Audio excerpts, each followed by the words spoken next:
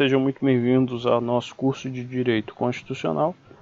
Hoje numa aula um pouquinho diferente, na qual eu darei início à análise das constituições brasileiras, começando, claro, pela nossa Constituição de 1824. Nessa primeira parte da Constituição, da aula da Constituição de 1824, eu pretendo falar um pouco sobre a história, sobre todo o contexto que envolveu a criação dessa Constituição, e aí numa próxima aula eu farei a leitura dos principais dispositivos, expondo as partes mais importantes, assim como em outra aula eu fiz aqui da Constituição norte-americana. Vamos fazer apenas uma parte de análise histórica nesse primeiro momento, e depois não só a leitura da Constituição, como de leis e de dispositivos atrelados a ela, que foram de muita importância para a história do nosso Brasil. Falar da Constituição de 1824 é muito difícil sem tentar compreender o momento que o Brasil vivia naquele momento. Eu fiz aqui um textinho que fala exatamente que o principal antecedente histórico da Constituição é, logicamente, a independência. Uma estrutura de Estado independente dependia racionalmente de um sistema jurídico próprio. O Brasil ele vinha de um período colônia. E aí o que aconteceu? Eu acho que eu não coloquei aqui nessa aula. Mas no começo ali do século XIX, a expansão napoleônica estava em franca ascensão na Europa. E quando Napoleão teve a tomada da Espanha, ali Portugal já sabia que faltava pouco para que o comandante francês tomasse a Península Ibérica como um todo. Então a família real portuguesa, ela fez algo inédito na história, que foi exatamente o quê? É deixar o território para que as tropas napoleônicas invadissem e tomassem conta do território português, mas ela transferiu o domínio todo para cá. Então as tropas portuguesas decidiram vir para cá. E aí veio junto, claro, a família real portuguesa. E aí nesse período, o Brasil deixa de ser colônia, e aí passa um período em que é chamado um reino. O Brasil passa a fazer parte de um reino, que era o Reino Unido de Portugal, Algarves e Brasil. E aí, no período da colônia, havia muitas restrições.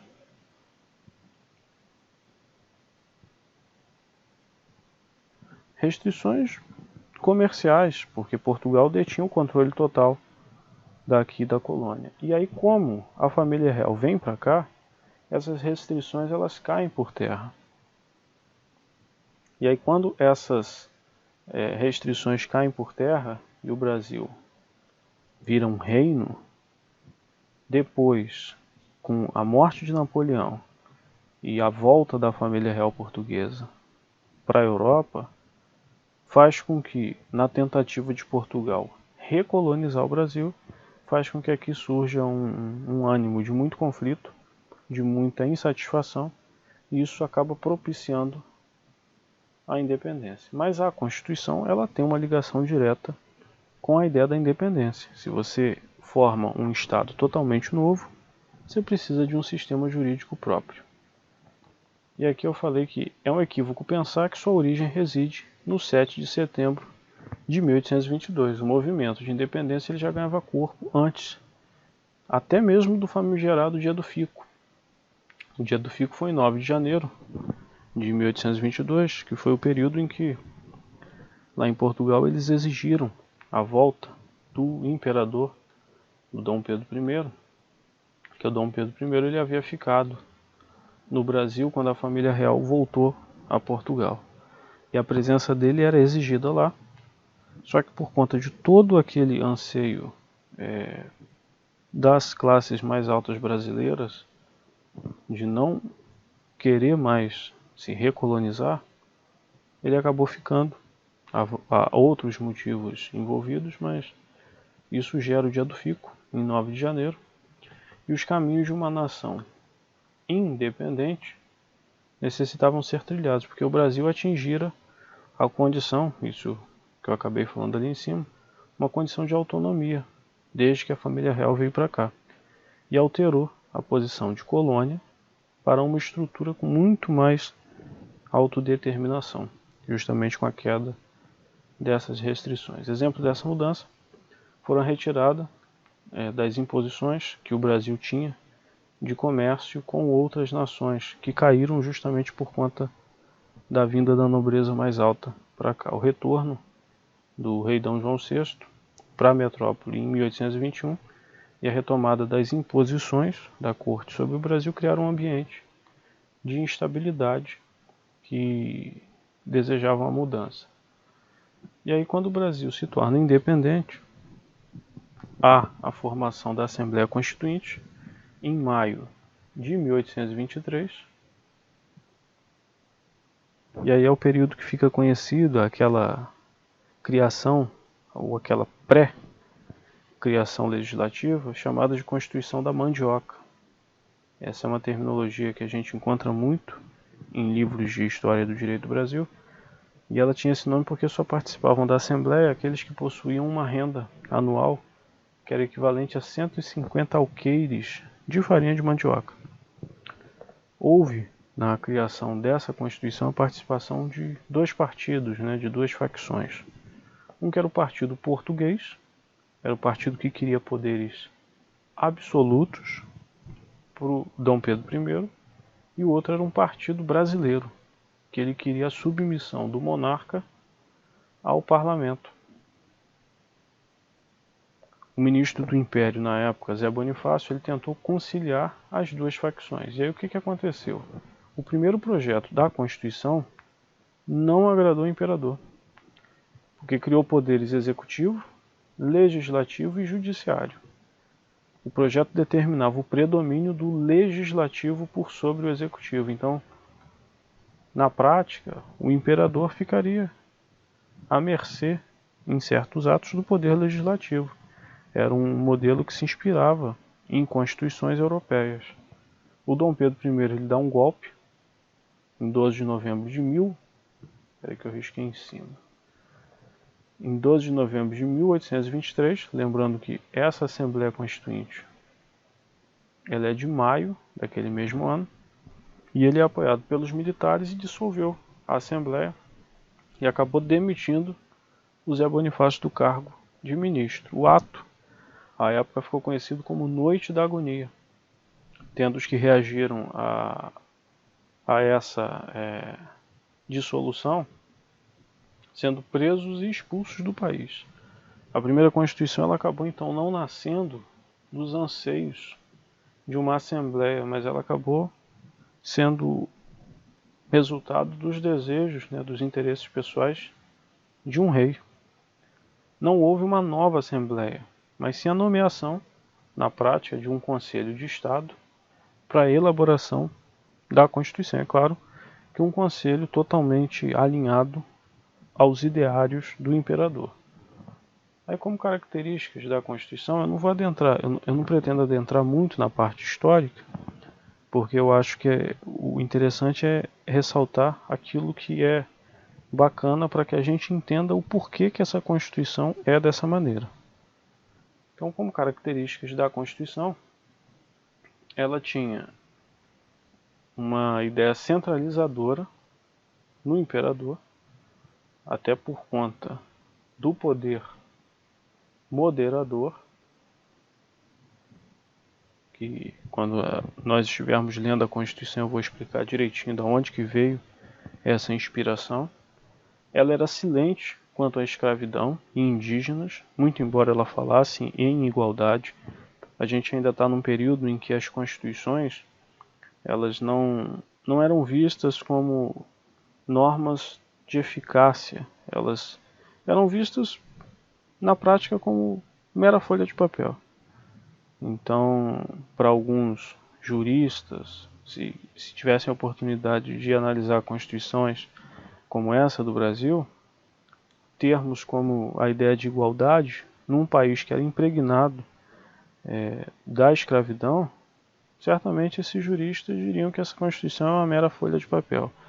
Parece até que nós estamos nos referindo a que o Ferdinand Lassalle, por exemplo, dizia de uma Constituição quando não é constituída pelos fatores reais de poder. E basicamente é isso que a gente vê na Constituição de 1824. É um diploma legislativo inicial no movimento constitucionalista brasileiro, no entanto que não refletia a realidade daquela época no Brasil. Ela teve apenas uma emenda, não impunha restrições ao poder constituinte derivado. Na verdade, ela impunha uma restrição. Só que, quando eu escrevi, eu acho que eu não fiz menção a essa restrição, porque está no material. Então, havia menos restrições ao poder constituinte derivado. A negativa de sanção do imperador tinha apenas um efeito suspensivo por sobre as leis ou emendas. Por essas razões, essa Constituição ela era considerada plástica e adaptável. E a emenda tinha o mesmo rito que a lei ordinária, ou seja, a gente pode chamar de uma Constituição praticamente flexível. E é a característica comum de constituições flexíveis que você faça com que aquilo que está escrito nela seja uma mera folha de papel, já que pode ser alterado com uma facilidade que não deveria ser comum de um diploma legislativo tão importante. Essa é a diferença que normalmente se faz entre constituições flexíveis ou rígidas.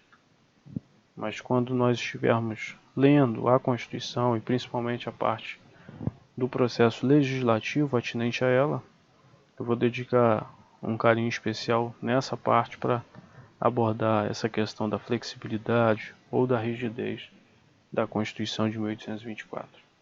Os documentos normativos relevantes nesse período, eu citei aqui alguns. Então, a Constituição é de 1824. Em 27, nós temos a definição de crimes e processos de responsabilidade dos ministros e conselheiros de Estado. Em 28, a criação do STJ, Supremo Tribunal de Justiça. Não é o STJ que nós temos hoje. Há uma evolução nessa seara do judiciário, mas o nome dado à época era o Supremo Tribunal de Justiça. Veja que não é o Superior Tribunal de Justiça, que, a bem da verdade, é uma criação da Constituição de 1988. Porque antes da Constituição de 1988 havia o STF como Corte Suprema.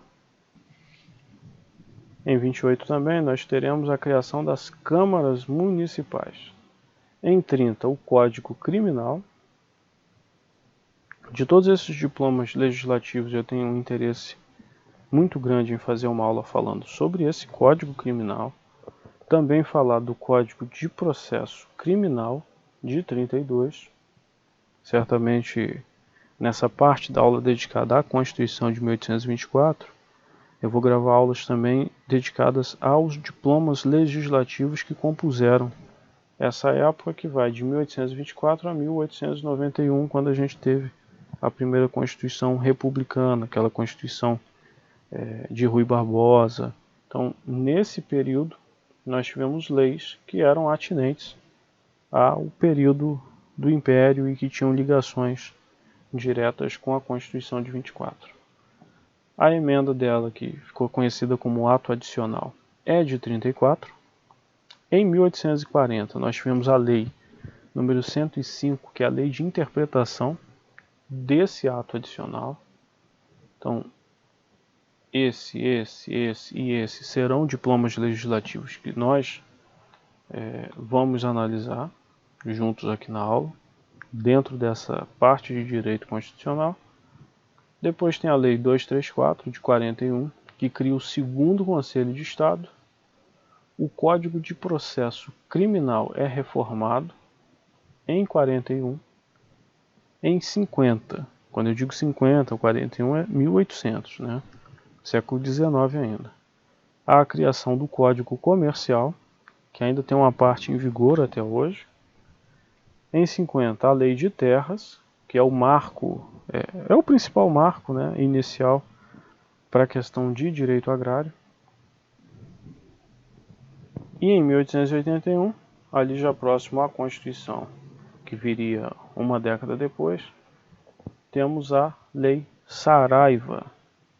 A Lei Saraiva, que é a lei que vai criar na questão eleitoral, ainda sob a égide de um voto que é censitário, que não é um voto universal, mas a ideia também do título de eleitor, de quem que podia votar, enfim.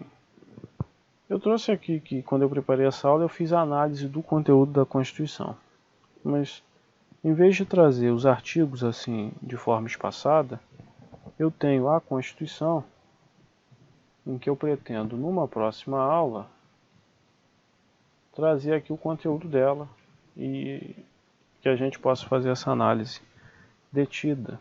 É uma Constituição que não é tão longa, mas tem partes que são muito elucidativas, muito interessantes. Eu acredito que ficar só falando sobre as características não vai permitir com que você que está assistindo essa aula tenha uma ideia mais completa do que ela disse.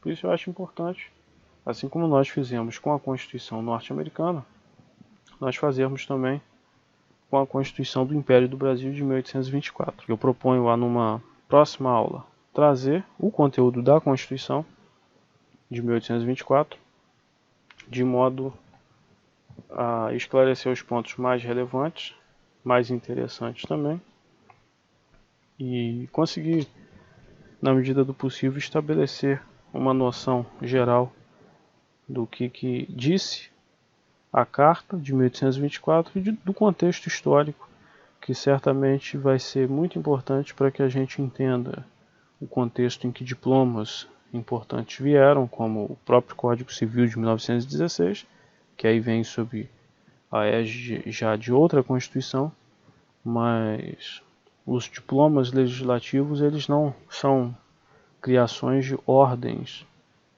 estatais totalmente diferentes. Há uma evolução, essa evolução ela é franca e ela continua até hoje. Então é importante que a gente analise e a gente aprenda os passos que levaram a que nós tivéssemos agora, em 1988, de lá para cá, a Constituição Cidadã. Então espero que vocês tenham gostado. Eu aguardo vocês numa próxima, dando continuidade ao estudo da nossa Constituição de 1824.